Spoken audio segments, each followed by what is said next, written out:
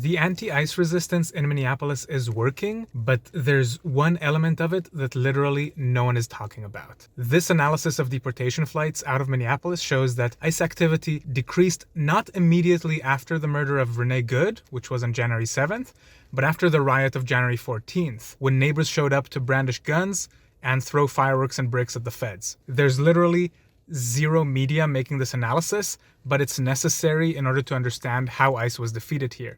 It's through the confluence and complicity in the positive sense of the militant proletariat of the Twin Cities, which is the living spirit of the George Floyd uprising, and the growing, intricate rapid response network comprising tens of thousands of everyday people who monitor, track, and confront ICE agents day and night. January 14th was different because after ICE shot someone in North Minneapolis, the hood responded the same way that it responds to police shootings there. ICE was pinned to the crime scene, so rapid responders had the time to arrive and create a spectacle of legitimate protest.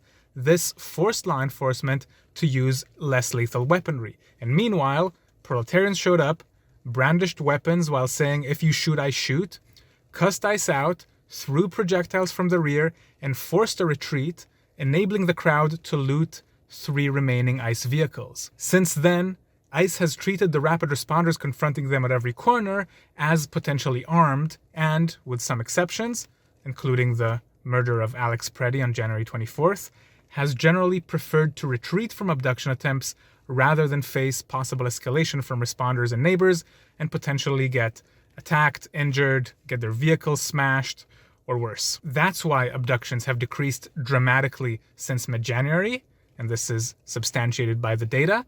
And that's the model that the rest of the country needs to understand if people are serious about learning the lessons offered by the Twin Cities. So it's not just the amazingly intricate and inspiring network of tens of thousands of everyday people who coordinate on mass signal chats that are recreated every day, but it's also this chaotic element of the proletariat of the Twin Cities that is ready to escalate when needs be and actually threaten ICE enough to push them out. That has really shifted the dynamic. And so people talk a lot about learning the lessons of the Twin Cities, learning from Minneapolis.